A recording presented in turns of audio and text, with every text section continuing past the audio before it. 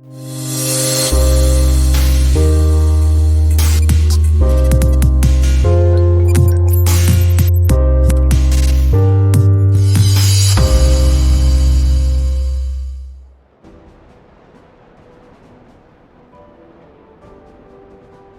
Star Citizens. Astro Nesto here, and I'm back as promised with a recap of Invictus week.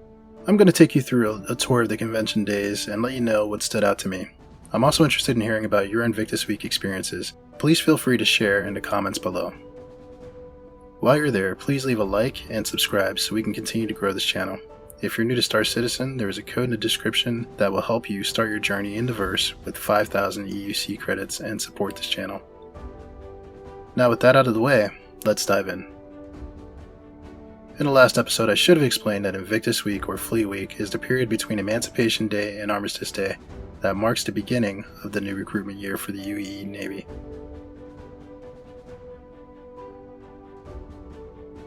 This year's proceedings were held at Area 18 ArcCorp with spacecraft showcases at Bevic Convention Center. The Galaxy's top manufacturers use this time to showcase products they supply the military to the public. Also, it's a great PR machine for the military and these companies. What's great for us is we get to test fly these and take advantage of special sales not normally offered. During Invictus launch week, the Navy also put on a spectacular demonstration to get everyone excited. As you got off at the convention center, you could read about the history of Invictus and get your favorite manufacturer's swag. I was with a restless crowd as we anxiously awaited for the doors of the convention center to finally open. Origin, RSI, and Tumbril kicked off the first 2 days of events.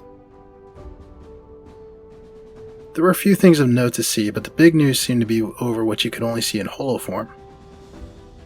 I'm talking about Origins' new G12a combat rover. Other variants of the G12 were also announced. It looks like Origin wants to make a serious push into the combat market, bringing their sense of style to the battlefield. Yours truly plans on cruising around in one of these because I'm a big Origin fanboy. However, it's still hard for me to see the high-end luxury design there as a military contractor, but that's just me. Tumbril Land Systems also showed off cool variants of their popular Cyclone. The Cyclone TR with the turret on the back really caught my eye. And well, they showed off their future Nova tank, which, well, is a tank. Moving along, it was nice to see an Anvil Ballista on display. Those things are huge. And one of my favorites, RSI's Ursa rover, was also on display. So let's actually talk about some ships. Origin threw out the 325A, their combat variant of the 300 series. Nothing new to really see here, except these ships are beautiful. I had to put one in my hangar for the looks alone. Moving along to RSI, the big news was they showed off some holos of the Polaris, which is a mother ship. Price tag is a little steep, but apparently on top of being armed to the teeth, this gal should be able to repair fighters in its bay. Before I could even consider financing this one, they were all sold out. Other than that, all variants of the iconic Constellation and the fairly new Mantis interdictor were also on display. I should also mention that ship skins were a big deal this week. RSI gave us some color options for the Auroras. Yeah, this ship still doesn't do it for me. But that's me.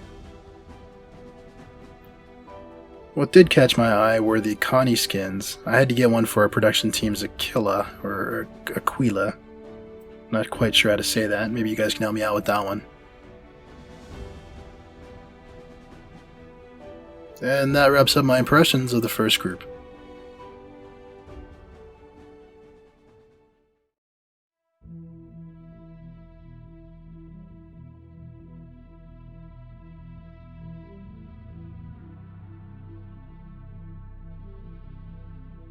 Have a look to see how each of these ships will help defend the Empire.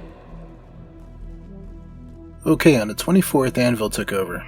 Can't have a military event without Anvil. They showed us a lot of starships we've come to know in the UE fleet. For me, it was a treat to take the Valkyrie out for a free day rental.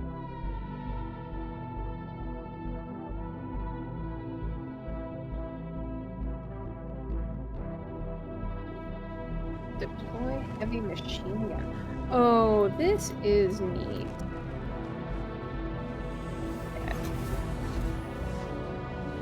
Anvil Aerospace, all systems online.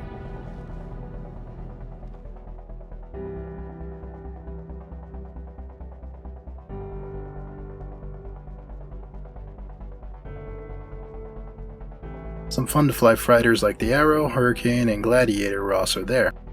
The centerpiece was the popular Carrack, which is an awesome ship. Built for exploration, it's a great multi-crew ship that can also double as a very capable trader. But I feel like these have become commonplace in the last year or so it was hard for me to get too excited about it. Disappointingly, Anvil didn't have any future pipeline starships to show us in the hologram room. However, the Crucible is a dedicated repair ship that was on sale. There's a unique rotating bridge on that ship that sounds cool, but we'll have to see how it's implemented.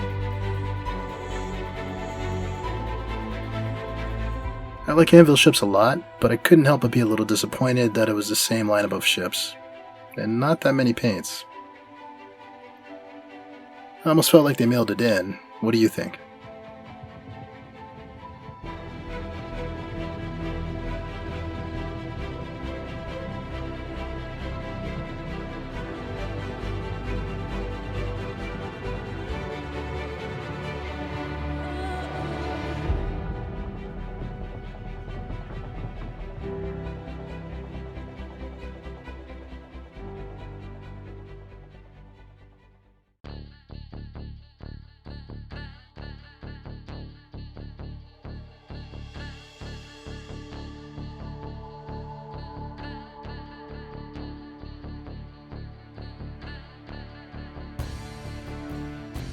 Aegis really turned things around on their day for me.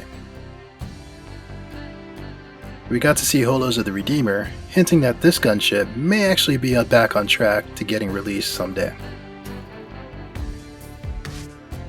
The Nautilus, a mine-laying ship, was also on display.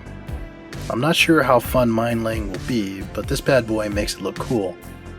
And it was also sold out very quickly. I feel like we all know about the Titan series. But on the demonstration floor, it was hard to miss the stealthy Eclipse armed with its heavy torpedoes.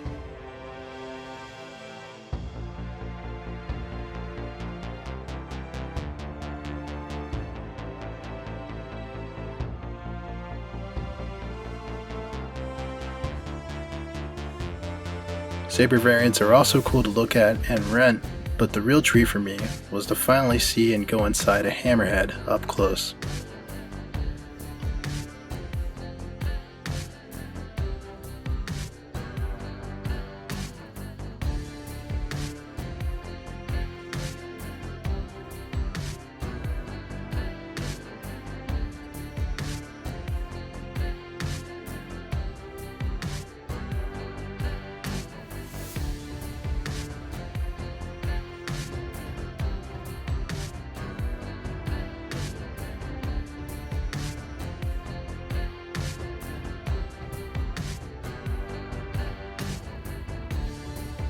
And how could I forget the Vanguard series? I've had my eye on a Sentinel for a while now, and finally snagged one for myself.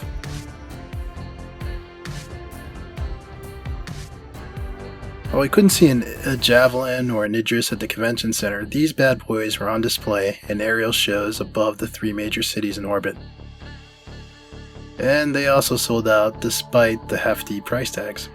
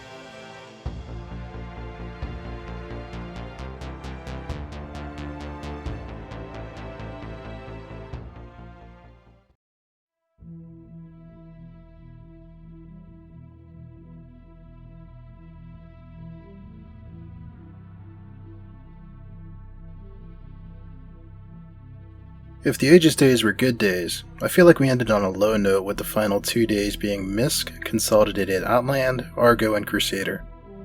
These guys were mostly focusing on support, which makes sense given the core line of their products. Let's start with Argo, which only had the MPUV runabout on display. Yeah. They're unimpressive.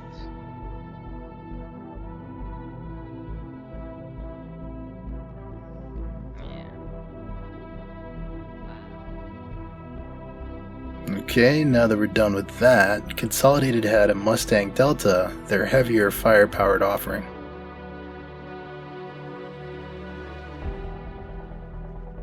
Crusader gave me some excitement, as you got to see the new Hercules Starlifter in the Holo concept room.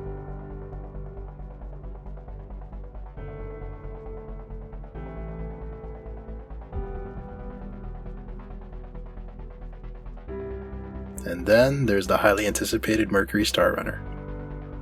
The shape was slightly different than what I was expecting, but this is still a very attractive ship that I'm excited to get in my hangar.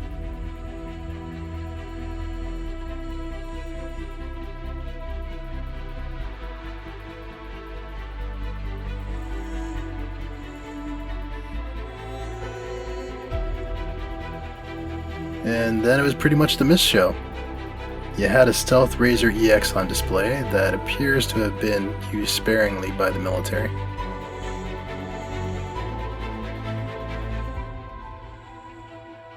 The fancy Reliant Tana fighter with its transforming wings. Look out for a review of this coming from us later. And then there was the Starfarer Gemini, which I felt dominated the room. This heavily missilized version sacrifices fuel capacity for armor. The turrets are also supposed to be upgraded. A few of us were lost inside the floor model as the lights were off, and it was in bad need of repairs. Come on, miss, you can put a better model on display for us, right? And then there was the Freelancer MIS, or MISC. This limited edition Freelancer gives up a lot of cargo space for missile racks.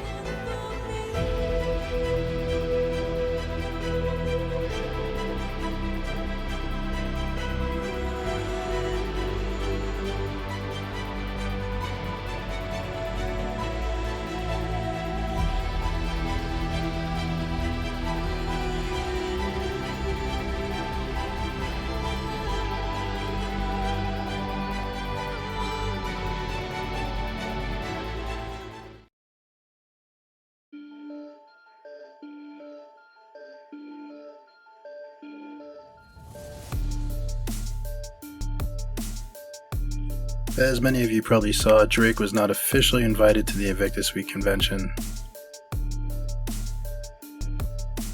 But this is Drake, and they aren't about waiting for doors to open, they're about busting through to make a door. So they held their own defense con just outside an rented hangar of Area 18, and I love it. If you ask me, they put on a better show than MISC, Argo, and Consolidated Outland put together. At the door you were greeted with the message, after the fleet launches, who's left to protect you? Very much in line with their history of marketing to militias and local groups in the frontier that needed capable ships to protect them, but were too far from UEE controlled spaces to get help timely.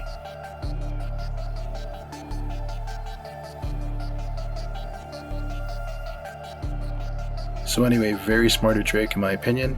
There's a lot to see here, but let's talk about the much anticipated Cutlass Blue, the newest member of the iconic Cutlass family.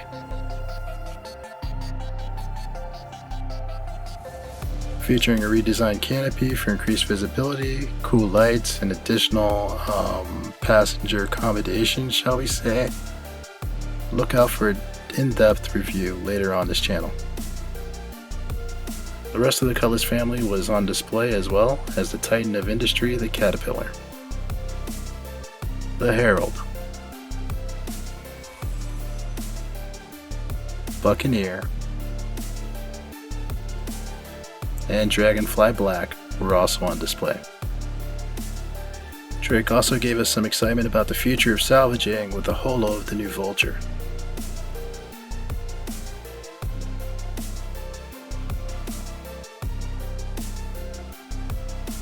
And watch out, Constellation, the Corsair is coming.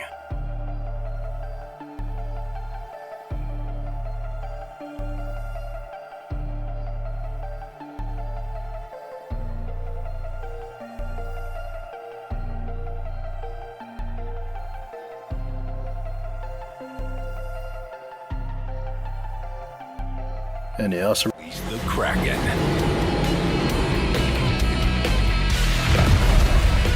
Drake Interplanetary. We got your back. Drake really knocked it out of the park in my opinion, like I knew they would. And that's Invictus Week to me. What do you think? Thanks for sticking with me to the end. Please consider liking and subscribing to help us grow the channel. Comments are always enjoyed and welcome. This is Astro Nesto, and I'll see you next time.